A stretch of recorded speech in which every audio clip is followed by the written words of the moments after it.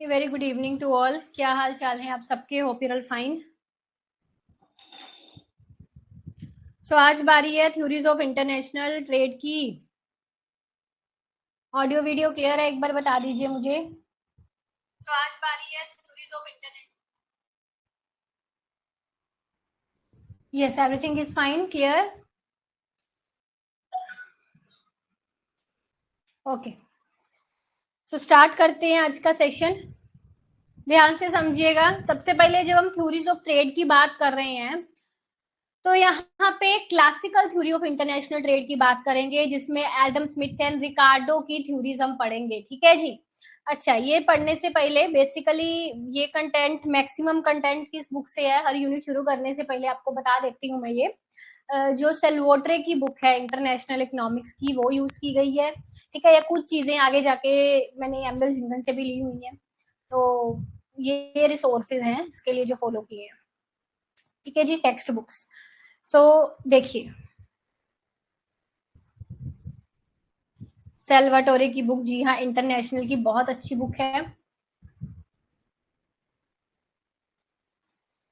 तो यहाँ पे ना पहले एक चीज देखते हैं, उस थ्योरी को शुरू करने से पहले व्यू पॉइंट्स देख लेते हैं। Adam Smith and Adam Smith से पहले मर्सेंटलिज्म आया था एक सिस्टम उसके। ठीक है, देखिए जो मर्सेंटलिस्ट थे ना, जो मर्सेंटलिज्म एक स्कूल ऑफ थॉट है, आपने शायद इसका नाम सुना हो। जैसे क्लासिकल स्कूल ऑफ थॉट है, उससे पहले एक मर्सेंटलिज्म स्कूल ऑफ थॉट हुआ करती थी। तो मर्सेंटलिस्ट ये बिलीव करते थे that one nation could gain only at the expense of another nation, की मतलब एक नेशन को अगर गेन करना है तो दूसरे के एक्सपेंस पर वो गेन कर सकता है। एंड एडवोकेटेड, और मर्सेंटलिज्म ने स्ट्रिक्ट गवर्नमेंट कंट्रोल को एडवोकेट किया था कि गवर्नमेंट का रिस्ट्रिक्शन, गवर्नमेंट का कंट्रोल होना चाहिए इकोनॉमिक एक्टिविटी पर, ट्रेड पर। जो एडम स्मिथ था, है ना, ये एडम स्मिथ, या जो दूसरे क्लासिकल इकोनॉमिस्ट जो एडम स्मिथ की विचारधारा को फॉलो करते थे, क्लासिकल्स को फॉलो करते थे, वो ये बिलीव करते थे कि सभी nation, all Nations would gain from free trade. ऐसा नहीं है कि एक नेशन जो है वो दूसरे के एक्सपेंस पर ही गेन करेगा, सभी नेशंस जो है वो ट्रेड से गेन कर सकते हैं, फ्री ट्रेड से गेन कर सकते हैं। फ्री ट्रेड ऐसा ट्रेड जिसमें कोई रिस्ट्रिक्शंस नहीं है ना, कोई टैरिफ कोटाज उसमें नहीं लग रहा। तो क्लासिकल्स ने स्ट्रांगली एडवोकेट किया था कि इस पॉलिसी को, लेजिस फेयर पॉलिसी को, laissez faire policy that means no government interference. तो हम पढ़ रहे थे मर्सेंटलिज्म और एडम स्मिथ के बारे में। तो जैसे मर्सेंटलिज्म ने कहा, एडम स्मिथ उससे उलट बात कर रहे हैं। आपने ये चीज रियलाइज की? मर्सेंटलिज्म ने स्ट्रिक्ट गवर्नमेंट कंट्रोल की बात करी थी, जबकि एडम स्मिथ ने कहा कि लेजिस फेयर सिस्टम है, यानी कि जो गवर्नमेंट की रिस्ट्रिक्शंस नहीं है। मैक्रो इकोनॉमिक्स में भी हमने ये चीजें पढ़ी थी कि गवर्नमेंट इंटरफेरेंस कम से कम है ना। सो एडम स्मिथ कहता है free trade would cause world resources. अगर फ्री ट्रेड होगा कंट्रीज में, कंट्रीज आपस में फ्री ट्रेड करेंगी, यानी कि विदाउट रेस्ट्रिक्शन ट्रेड करेंगी, तो इससे जो दुनिया के रिसोर्सेज हैं वो अच्छे से यूटिलाइज होंगे, एफिशिएंटली यूटिलाइज होंगे, और वर्ल्ड वेलफेयर जो है इससे मैक्सिमाइज होगी, है ना। क्योंकि हर बंदा किसी अलग चीज में स्पेशलाइज होता है, हर बंदा हर चीज में स्पेशलाइज नहीं होता। तो फ्री ट्रेड करने से सभी रिसोर्सेज एफिशिएंटली यूटिलाइज होंगे। ठीक है,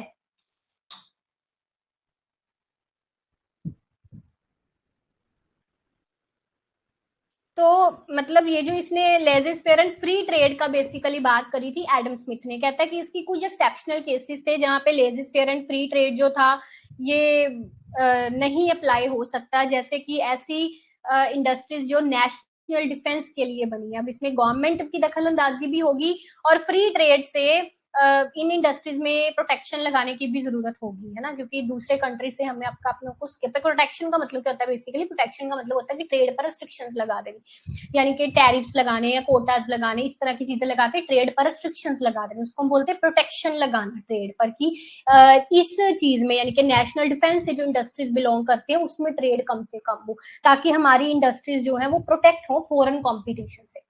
ठीक है, ये मतलब है इसका। तो ये एक एक्सेप्शनल केस उसने नेशनल डिफेंस वाला लिया है कि इस केस में ये लेजिस फेयर एंड फ्री ट्रेड जो है ये काम नहीं करेंगे, उस केस में प्रोटेक्शन लगानी पड़ेगी और गवर्नमेंट का इंटरवेंशन भी करना पड़ेगा। तो आपसे पूछा जाए कि एडम स्मिथ ने ट्रेड में किन चीजों की बात करी है, उसने कहा एक तो लेजिस फेयर सिस्टम, एक तो फ्री ट्रेड की उसने बात करी है।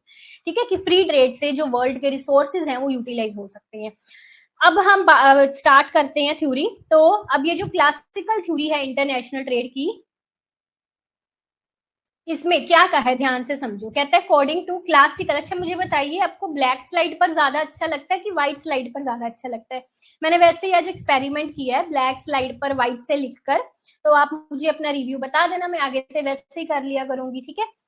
सो क्लासिकल थ्योरी जो है इंटरनेशनल ट्रेड की, ये कहती है every country will produce the commodity for the production of which it is most suited in terms of natural endowment, climate, quality of soil, means of transport, capital etcetera. कहता है कि हर एक country जो है ना वो उन कमोडिटीज को प्रोड्यूस करता है जिनमें जिसको प्रोड्यूस करने के लिए उसके पास चीजें जैसे नेचुरल एंडोमेंट्स हैं उसके पास, है ना, मतलब फैक्टर्स ऑफ प्रोडक्शन या नेचुरल जो कुदरती चीजें, कुदरती फैक्टर्स मिलते हैं वो उस प्रोडक्ट को प्रोड्यूस करने के लिए फेवरेबल है। क्लाइमेट ऐसा है उस कंट्री में कि वो इस चीज की प्रोडक्शन कर सकते हैं। सॉइल की क्वालिटी, मीन्स ऑफ ट्रांसपोर्ट, है ना। तो वो एक कंट्री जो है उस कमोडिटी को प्रोड्यूस करता है जिस कमोडिटी को प्रोड्यूस करने के लिए उसके पास मोस्ट सुटेड ये चीजें, है ना। सो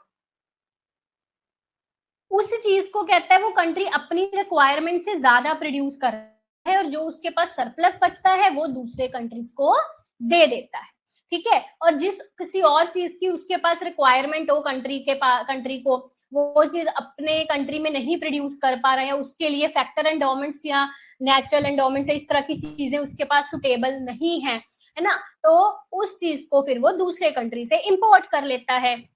So thus all countries produce and export these commodities in which they have cost advantages. तो बेसिकली स्टूडेंट ने क्या बात करी है कॉस्ट एडवांटेज की, कि हर एक कंट्री जो है उस चीज को प्रोड्यूस करेगा और एक्सपोर्ट करेगा जिसके लिए उसकी कॉस्ट एडवांटेज हो, है ना, और इंपोर्ट करेगा उन कमोडिटीज को जिसके लिए उसकी कॉस्ट डिसएडवांटेज हो।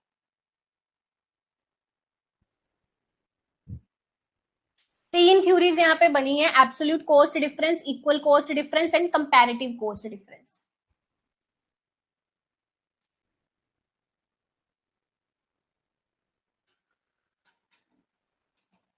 जी हाँ, नेचुरल एंडोमेंट्स का मतलब होता है कुछ ऐसी चीजें जो उसको नेचर के द्वारा मिल रही हैं, है ना, कुछ नेचर की तरफ से उसको गिफ्ट मिल रहे हैं या पर्टिकुलर वो जो जगह है कुछ वहां पे नेचर की तरफ से कोई फेवरेबल चीज है ना, वो चीज।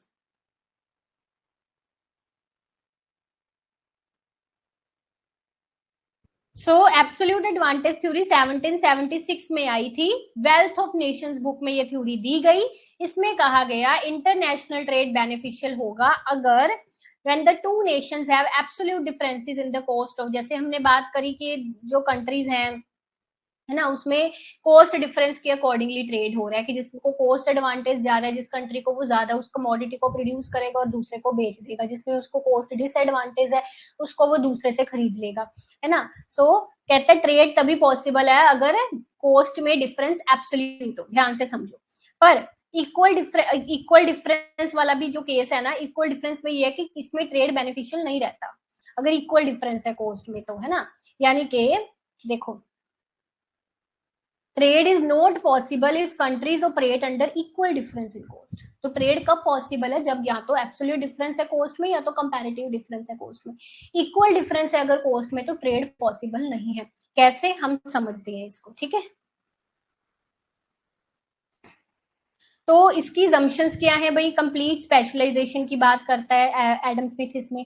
कंप्लीट स्पेशलाइजेशन का मतलब ये है कि वो एक ही कमोडिटी को प्रोड्यूस कर रहा है कंट्री। देखो जैसे ये चार्ट दिया गया यहाँ पे,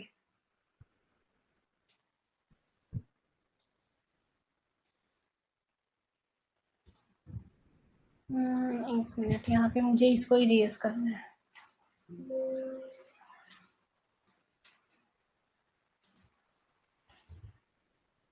जैसे ये चार्ट है देखो, अब यहाँ पे क्या हो रहा है कि ए कंट्री जो है वो एक्स कमोडिटी के 10 यूनिट प्रोड्यूस कर रहा है और इसके 5 कर रहा है। Country A has an absolute advantage in the production of x and country B has an absolute advantage in the production of y. तो ए कंट्री की स्पेशलाइज मतलब सेम फैक्टर्स ऑफ प्रोडक्शन से ए कंट्री कमोडिटी एक्स के 10 produce कर पा रहे हैं, Y 5 कर पा रहा है, ठीक है। और बी कंट्री एक्स के 5 कर पा रहा है और वाई के 10 कर पा रहा है, यानी कि जो ए कंट्री है उसको एक्स में स्पेशलाइजेशन है, और जो वाई कंट्री अपना बी कंट्री है उसको वाई में स्पेशलाइजेशन है।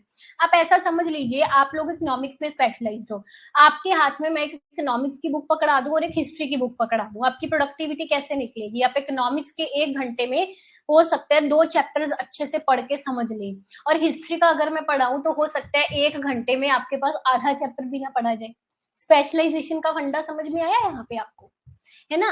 कि सेम उतने ही टाइम में आप जिस चीज में स्पेशलाइज हो उसमें आपकी प्रोडक्टिविटी ज्यादा रह रही है, और जिसमें आप स्पेशलाइज नहीं हो उस चीज में आपकी प्रोडक्टिविटी कम रह रही है। वही अगर दूसरी तरफ ये कंट्री बी हिस्ट्री का स्टूडेंट है, मान लो उसको 1 घंटे में कहा जाए वो हिस्ट्री के 2 चैप्टर खत्म कर रहा है, और इकोनॉमिक्स का उससे आधा नहीं खत्म हो रहा है ना, ये चीज उसमें आ गई। बात समझ रहे हो? तो हर एक कंट्री का स्पेशलाइजेशन है। तो अब यहाँ पे क्या हो रहा है, कहता है कि अगर ए कंट्री जो है ना वो कहे कि मैं जिसमें स्पेशलाइज नहीं हूँ उसको छोड़ देता हूँ, मैं वाई की प्रोडक्शन छोड़ देता हूँ, जितने मेरे पास फैक्टर्स हैं मैं उस सबको ना एक्स की प्रोडक्शन पर लगा देता हूँ। तो इस तरह अगर ए सोचे तो ए जो है कमोडिटी एक्स के 20 यूनिट प्रोड्यूस कर पाएगा, यहाँ पे आ जाएंगे।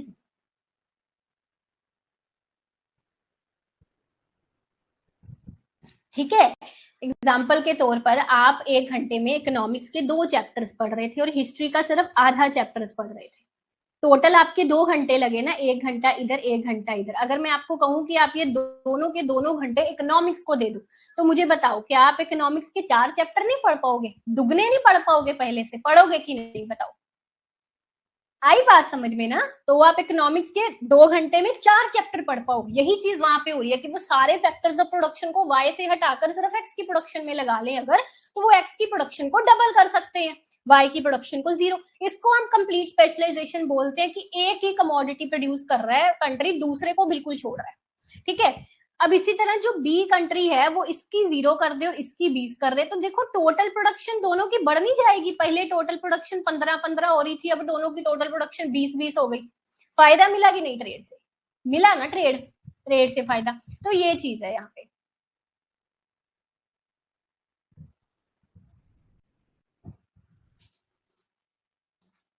तो समझ आ गई बात? अब ये 2x2x1 मॉडल इसलिए है, 2 कंट्रीज हैं, ठीक है, 2 प्रोडक्ट्स हैं, और फैक्टर ऑफ प्रोडक्शन यहाँ पे एक ही लिया गया, that is labour. Labour is only factor of production. Perfect competition है, फुल एम्प्लॉयमेंट है, ये मोस्टली इकोनॉमिक्स की assumptions हम पढ़ते हैं। कांस्टेंट रिटर्न्स टू स्केल, यानी कि चेंज इन जितना इनपुट, जितना प्रपोर्शन इनपुट का चेंज हुआ उतना प्रपोर्शन आउटपुट का चेंज हुआ। ठीक है, proportional change in input and output is same. ये returns to scale, returns to factor microeconomics में बहुत डिटेल में समझ चुके हैं। फिर जो फैक्टर्स ऑफ प्रोडक्शन है जैसे कि लेबर है, इसकी कहता है विद इन नेशन तो परफेक्ट मोबिलिटी है, यानी कि विद इन नेशन एक से दूसरी जगह जाया जा सकता है उससे, पर आउटसाइड द नेशन वो नहीं जा सकता, मतलब यहाँ का फैक्टर बाहर काम करने नहीं जा सकता, ये assumption। ठीक है, तो ये समझ गए बात को ना आप?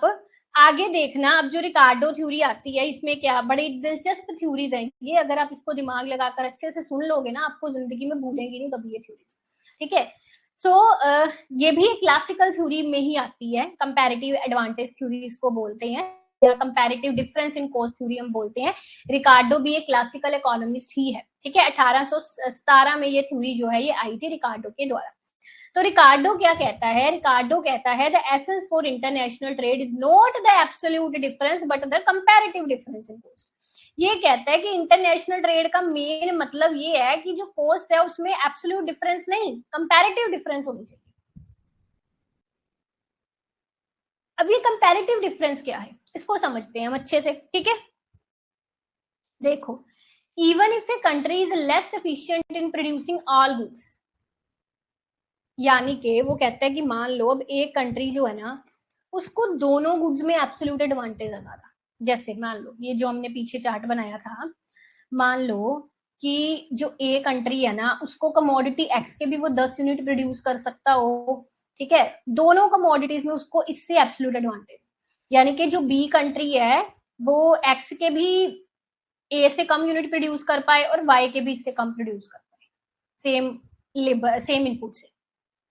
मतलब कहने का कि ए अगर दोनों कमोडिटीज में उसको एब्सोल्यूट एडवांटेज है, फिर क्या होगा? फिर क्या ट्रेड होगा?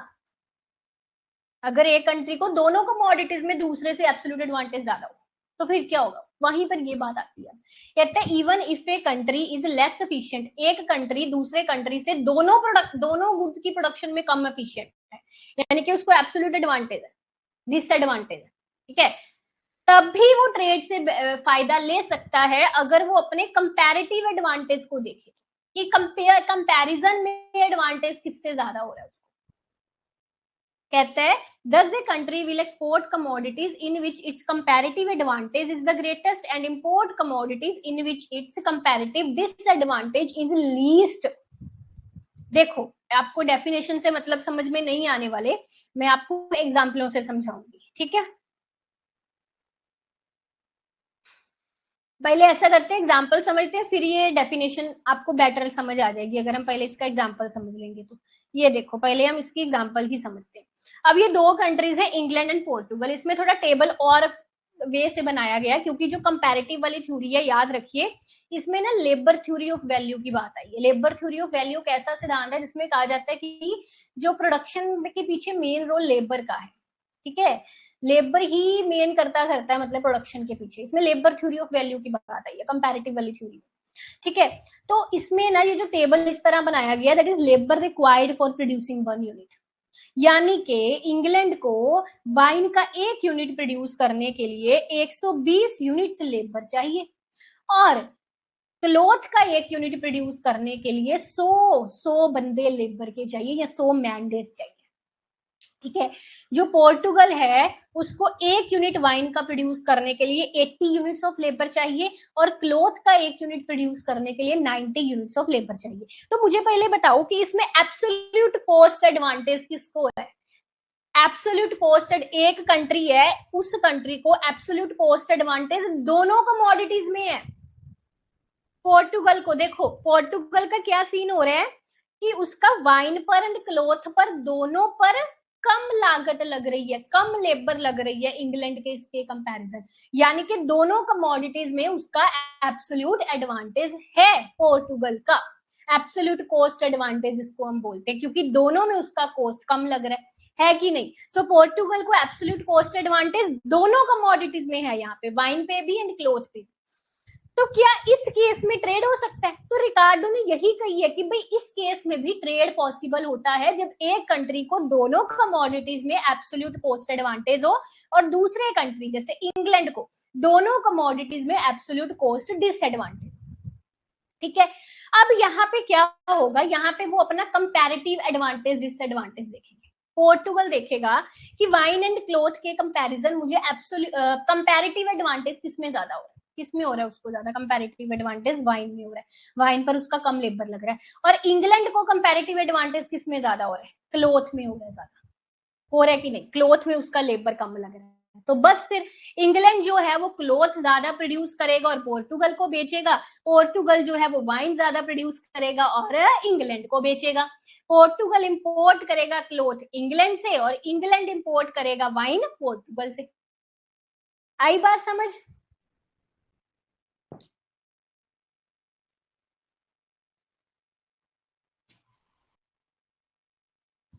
ये इसका एग्जाम्पल है। अब हम इसकी और चीजें समझते हैं, डेफिनेशन वगैरह, थ्योरी इसका। So according to the law of comparative advantage, even if कहता है अगर एक नेशन जो है उसको एब्सोल्यूट डिसएडवांटेज है दोनों कमोडिटीज में, ब्लैक पेन लग गए, ठीक है, दोनों कमोडिटीज में, तब भी ट्रेड बेनिफिशियल होगा, ठीक है। First nation should specialise the production and export the commodity in which its absolute disadvantage is smaller, या ऐसा बोल सकते हो जिसमें उसकी कंपैरेटिव एडवांटेज है उसमें वो उसको वो ज्यादा कंट्री प्रोड्यूस करेगा और उसको वो एक्सपोर्ट करेगा और इंपोर्ट करेगा उस कमोडिटी को, ठीक है, जिसमें उसका एब्सोल्यूट डिसएडवांटेज ज्यादा है, या आप ऐसा बोल सकते हो उसमें कंपैरेटिव डिसएडवांटेज है उसका, है ना, जैसे हमने अभी एग्जांपल समझी उसी का ये थ्योरेटिकल और कुछ नहीं है। अब इसकी मेन असम्पशंस ये है भाई, वही दो नेशंस हैं, दो कमोडिटीज हैं, इसको आप 2x2x1 मॉडल ही कहोगे, that is 2 Nations 2 commodities and only 1 factor of production that is labour, ठीक है। फ्री ट्रेड है, उसमें भी फ्री ट्रेड था पहले वाली थ्योरी में। परफेक्ट मोबिलिटी है लेबर की with in nation but with between Nations immobile है, वही चीज। Constant cost of production, transportation cost नहीं है, टेक्नोलॉजिकल चेंज नहीं है, लेबर थ्योरी ऑफ वैल्यू जो मैंने अभी आपको समझाया था। तो हम इसमें अब लेबर थ्योरी ऑफ वैल्यू को थोड़ा और डिटेल से समझते हैं। इसमें कोई नई जम्पशन तो नहीं है, वही है, कांस्टेंट रिटर्न्स टू वही है सारी जम्पशन। Cost of production is expressed in terms of labour, है ना, that is labour theory of value. इसी को बोलते हैं कि कॉस्ट ऑफ प्रोडक्शन को हम लेबर की टर्म्स में एक्सप्रेस कर रहे हैं कि उस चीज को प्रोड्यूस करने के लिए लेबर कितनी लग रही है। देखो अंडर द लेबर थ्योरी आपसे पूछा जा सकता है भी लेबर थ्योरी ऑफ वैल्यू की assumption किस थ्योरी में ली गई है, तो you must know. So under the labor theory of value, the value or price of a commodity depends exclusively on the amount of labor going into the production of the commodity। कहता है इस labor theory of value के accordingly commodity की value को हम नापते हैं उसकी कितना लेबर उसको प्रोड्यूस करने के लिए यूज हो रहा है इस आधार पर। तभी तो मेरा ये कंपैरेटिव वाला टेबल आपने देखा एब्सोल्यूट वाले टेबल से अलग अलग तरह से मैंने बनाया था, है ना। इसमें हमने लेबर की बात करी थी कि कितने लेबर लग रहे हैं उस चीज को बनाने के लिए। So this implies that labour, इसका मतलब ये है कि लेबर एक ही फैक्टर ऑफ प्रोडक्शन है, या आप ऐसा बोल सकते हो लेबर जो है that is used in the same fixed proportion in the production of all commodities. और दूसरा इसमें ये भी है कि लेबर होमोजीनियस है, यानी कि ये नहीं है कि एक बंदा ज्यादा ट्रेंड है, एक ज्यादा प्रोडक्टिविटी निकाल के देगा, दूसरा कम प्रोडक्टिविटी निकाल के देगा, ऐसा नहीं है। सब लेबर इज होमोजीनियस, सारा लेबर सेम प्रोडक्टिविटी निकाल के देगा, ठीक है ये चीज। पर वैसे कहते हैं कि ऐसा होता नहीं है रियलिटी में, ठीक है। लेबर कभी एक सिंगल फैक्टर ऑफ प्रोडक्शन नहीं होता, और लेबर के साथ हमको कैपिटल भी दूसरी चीज लगाना पड़ता है, तो ये रियलिटी में चीज नहीं है, ठीक है। तो और लेबर होमोजीनियस हो ऐसा भी रियलिटी में नहीं होता है, क्योंकि हर बंदे की ट्रेनिंग अलग होती है, प्रोडक्टिविटी अलग होती है। तो इसी कारण ये कंपैरेटिव वाली थ्योरी का एक आगे थ्योरी एक्सटेंशन इसका बना था अपॉर्चुनिटी कॉस्ट थ्योरी। उसमें इन्होंने लेबर थ्योरी ऑफ वैल्यू के बिना, आप ऐसा बोल सकते हो, आपसे पूछा जाए लेबर थ्योरी ऑफ वैल्यू वाली अजम्पशन को रिलैक्स करके कंपैरेटिव एडवांटेज वाली थ्योरी कौन सी है, वो opportunity cost theory. Opportunity cost theory ऐसी ही है सेम, बस उसमें ये है कि उसमें लेबर थ्योरी ऑफ वैल्यू नहीं है, ये assumption नहीं है। उसमें ये नहीं है कि labour is only factor of production, और जो प्रोडक्शन की वो है वैल्यू है वो लेबर डिटरमाइन कर रहा है, वो चीज उसमें नहीं है, ठीक है। ये एग्जांपल समझ में आ गई। देखो अब हम इसका डोमेस्टिक ये भी निकाल सकते हैं एक्सचेंज रेशियोज, पर ये इतना वैसे जरूरी नहीं है, इसको ना भी निकाले तो चलो मैं बता देती हूँ फिर। जैसे कई बार आपको वो पूछ सकते हैं कि ये टेबल है, इसमें डोमेस्टिक एक्सचेंज रेशियोज बताओ क्या आएंगी। जैसे देखो अब ये जो इंग्लैंड है ना, इसका क्या है सीन कि 120 यूनिट्स वाइन के, ठीक है, और 100 यूनिट्स क्लोथ के, तो मैंने लिखा 120 रेशियो 100। पोर्टुगल का वाइन क्लोथ का रेशियो है 80-90, है ना। इंग्लैंड का क्लोथ वाइन का रेशियो आएगा 100-120, पोर्टुगल का क्लोथ वाइन का रेशियो आएगा 80-90। इसको हम डोमेस्टिक एक्सचेंज रेशियोज ऐसे कैलकुलेट करते हैं, ठीक है।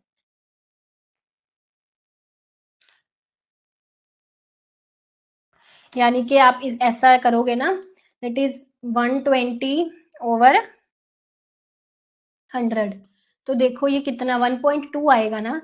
दैट मीन्स 1 यूनिट का वाइन का इज इक्वल टू 1.2 क्लोथ। सो इसी तरह इसका 100/120, इसको डिवाइड करोगे तो 0.83 आएगा, इसको डिवाइड करोगे 0.89 आएगा, इसको डिवाइड करोगे 1.13 आएगा।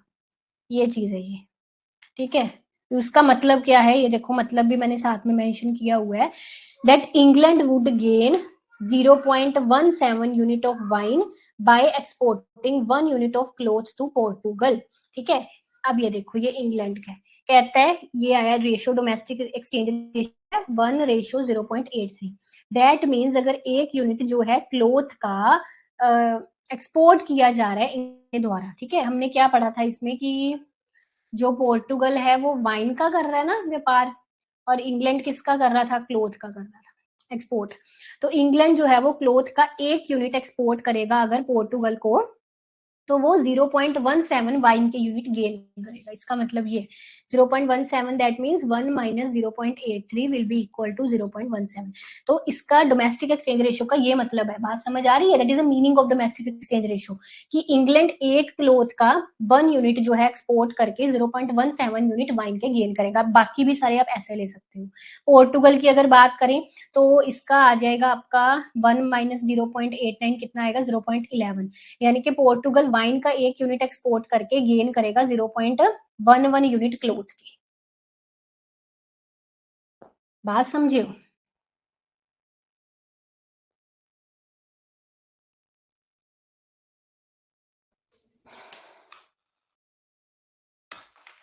तो इस तरह हम डोमेस्टिक एक्सचेंज रेशियोज निकालते हैं। मतलब मान लो आपको ये टेबल दिया और इस टेबल से कहा गया हो कि डोमेस्टिक एक्सचेंज रेशियो निकालो, तो आपको पता चल गया ना कैसे निकालते हैं, बस यही पता होना चाहिए। आगे आता है आपका अपॉर्चुनिटी कॉस्ट थ्योरी।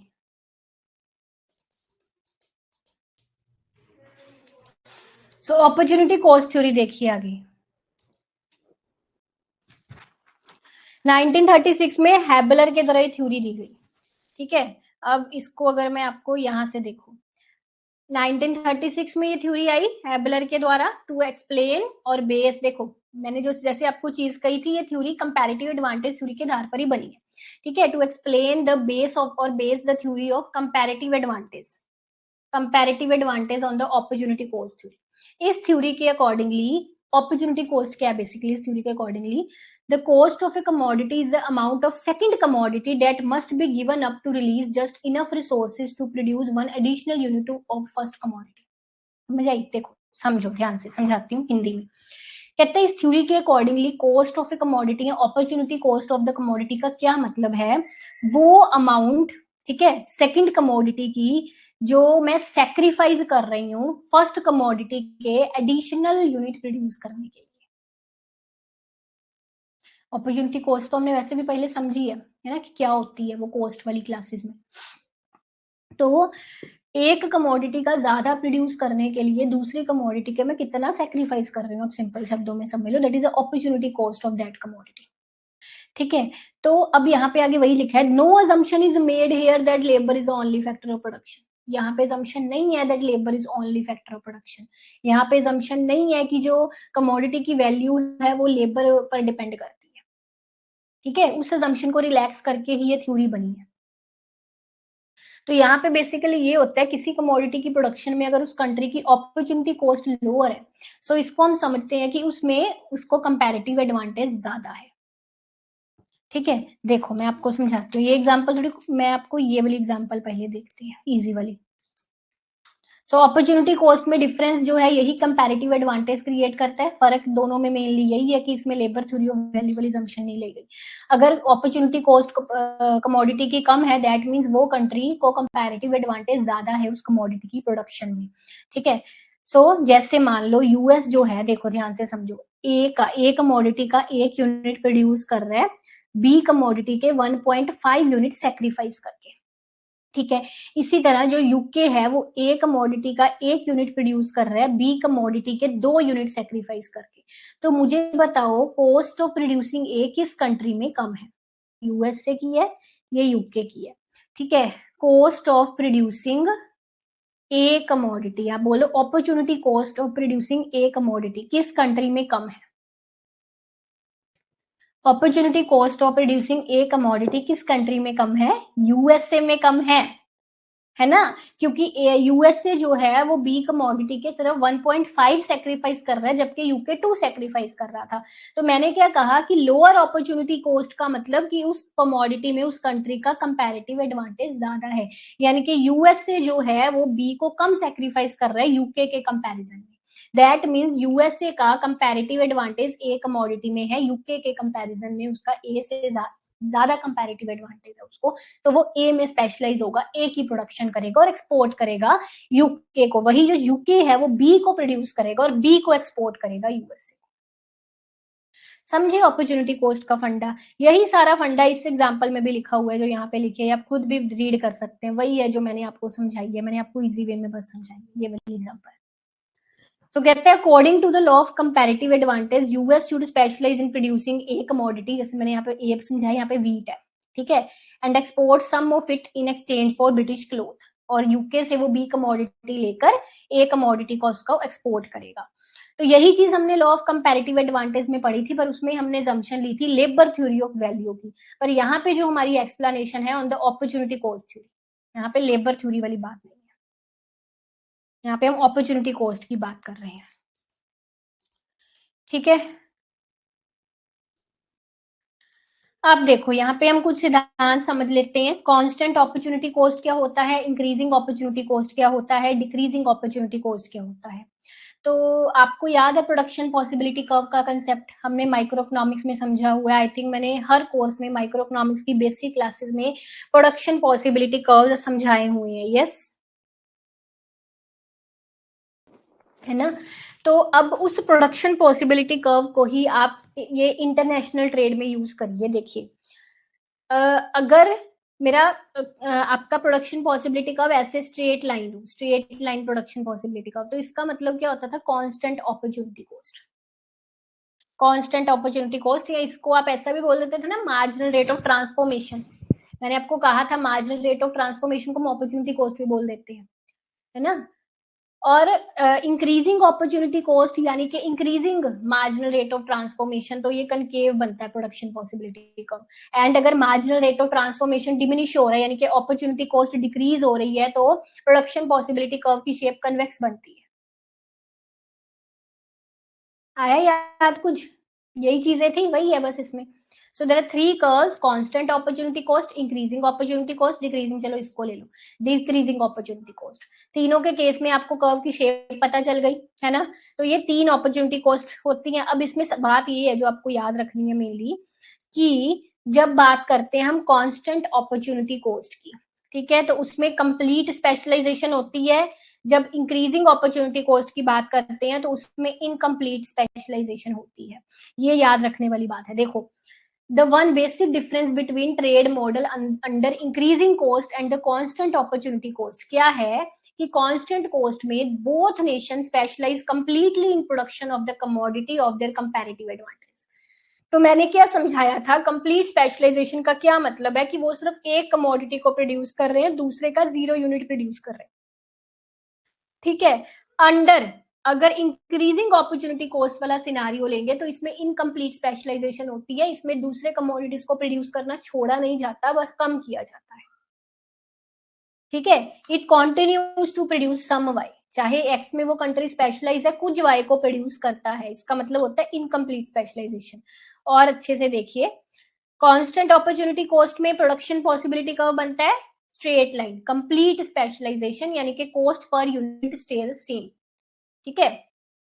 ये देखिए ना, ऐसे बन रहा है कर्व, ये एक्स, ये आपका वाई है, ये एक्स है। तो एक्स का एक यूनिट ज्यादा प्रोड्यूस करने के लिए वाई का मैं सेम यूनिट हर बार सेक्रीफाइस कर रहा हूँ। आई बात समझ। जब ये क्या हो गया बीच में,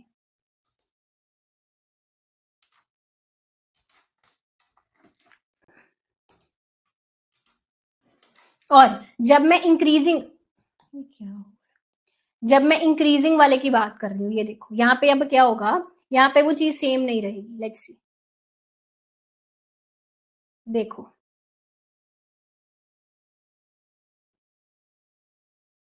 इंक्रीजिंग कॉस्ट बढ़ती जा रही है मेरी, यहाँ पे ये सही नहीं बना, मैं दोबारा दिखाती हूँ पिछले वाले में बना के, एक ओपन स्लाइड पर, ब्लैंक स्लाइड पर।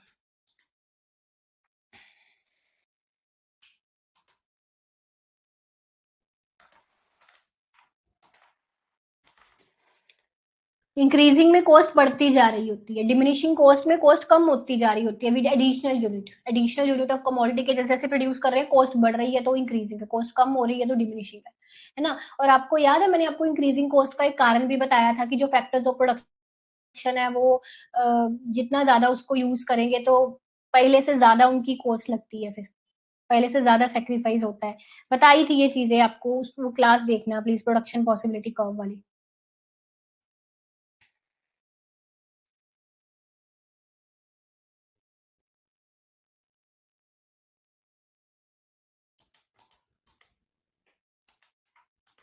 ये देखो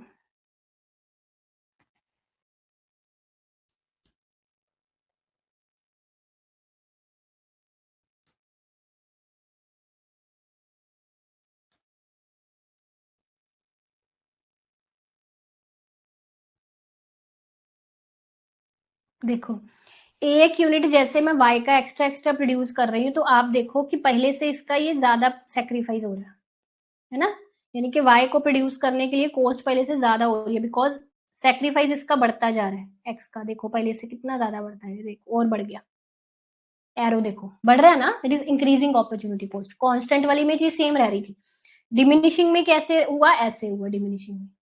डिमिनिशिंग में आप देखोगे तो वो चीज कम होती जाएगी आप।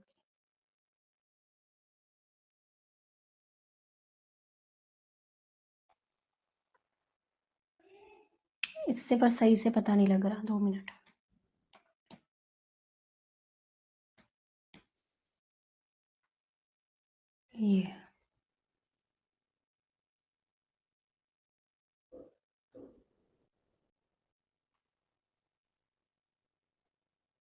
ये देखो फर्क पता लगा, ये देखो पहले से कम होगी ये, है ना, अब और कम हो जाएगी, अब और कम हो जाएगी, ऐसे ये कम होती जाएगी चीज। ये देखो आया ना फर्क, समझ आया ना।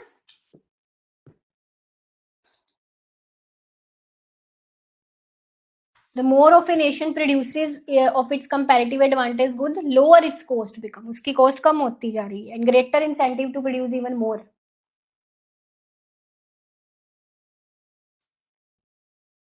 यहाँ पे हम पढ़ रहे थे कि इंक्रीजिंग में कनकेव और इसमें इनकम्प्लीट स्पेशलाइजेशन है, क्योंकि कॉस्ट राइज होती है आउटपुट के साथ साथ। तो यहाँ पे दूसरी कमोडिटी को प्रोड्यूस करना बिल्कुल बंद नहीं किया जाता, ठीक है, कांस्टेंट में बंद कर दिया जाता है। एक प्रोड्यूस कर दो, क्योंकि कांस्टेंट है ना कॉस्ट, इसको इसको प्रोड्यूस करने कांस्टेंट है कॉस्ट, तो वो कहते हैं एक को प्रोड्यूस करो, दूसरे को छोड़ दो, है ना। इसमें क्या है कि कॉस्ट बढ़ती जा रही है हमारी, इंक्रीज होती जा रही है। इसमें इनकम्प्लीट स्पेशल, डिक्रीजिंग में भी कंप्लीट स्पेशलाइजेशन होती है, क्योंकि उसमें कॉस्ट कम होती जाती है प्रोडक्शन के साथ साथ, कॉस्ट फेल्स विद आउटपुट। सो मैंने यहाँ पे कंप्लीट इनकम्प्लीट स्पेशलाइजेशन का और क्लियर कट मीनिंग लिखा हुआ है। A country produce only one good, जिसमें उसको कंपैरेटिव एडवांटेज हो, और दूसरा गुड प्रोड्यूस करना बिल्कुल छोड़ दिया। इनकम्प्लीट स्पेशलाइजेशन में क्या है, कंट्री प्रोड्यूसेस जिसमें उसको कंपैरेटिव एडवांटेज है उसको ज्यादा प्रोड्यूस करेगा, पर दूसरे गुड को प्रोड्यूस करना वो बिल्कुल छोड़ नहीं देता, ठीक है। इसमें अपॉर्चुनिटी कॉस्ट कांस्टेंट है, इसमें अपॉर्चुनिटी कॉस्ट इंक्रीजिंग है। कंप्लीट स्पेशलाइजेशन रिकार्डियन के मॉडल में हम लेके चलेंगे। Suppose Indian UK trade cloth and wine, India को अगर कांस्टेंट अपॉर्चुनिटी एडवांटेज है क्लोथ में, तो इंडिया सिर्फ क्लोथ प्रोड्यूस करेगा और यूके को उस वाइन को प्रोड्यूस करना छोड़ देगा, और वाइन सिर्फ यूके सिर्फ वाइन में प्रोड्यूस करेगा, जैसे हमने एब्सोल्यूट एडवांटेज वाली थ्योरी में भी पढ़ा था। पर आगे जब हम जाके हेक्सरोलिन की थ्योरी पढ़ेंगे ना, तो उसमें इनकम्प्लीट स्पेशलाइजेशन होती है। इंडिया ने क्लोथ में अगर वो स्पेशलाइज था, उसने क्लोथ की प्रोडक्शन बढ़ा तो दी, पर वो स्टिल वाइन के भी कुछ यूनिट्स प्रोड्यूस कर रहा है, बिकॉज अगर वो सारे रिसोर्सेज शिफ्ट कर देगा अपने क्लोथ की तरफ, तो उसकी जो कॉस्ट है एकदम से बढ़ने लगेगी, तो कुछ उसके भी प्रोड्यूस कर रहा है। Cause the cost of shifting all resources to cloth keep rising. Curves समझ में आ गए, और इनकम्प्लीट स्पेशलाइजेशन वाला समझ आ गया बात, कंप्लीट। आगे हम पढ़ते हैं हेक्सरोलिन की थ्योरी। क्या पढ़े हेक्सरोलिन की थ्योरी की नेक्स्ट पढ़ना है क्लास में?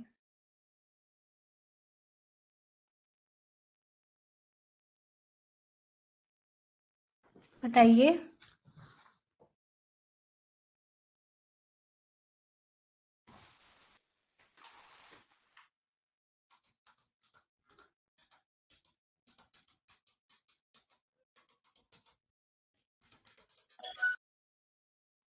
ठीक है, ठीक ठीक फाइन, चलो कोई डाउट है तो पूछ लीजिए, otherwise I will and the session.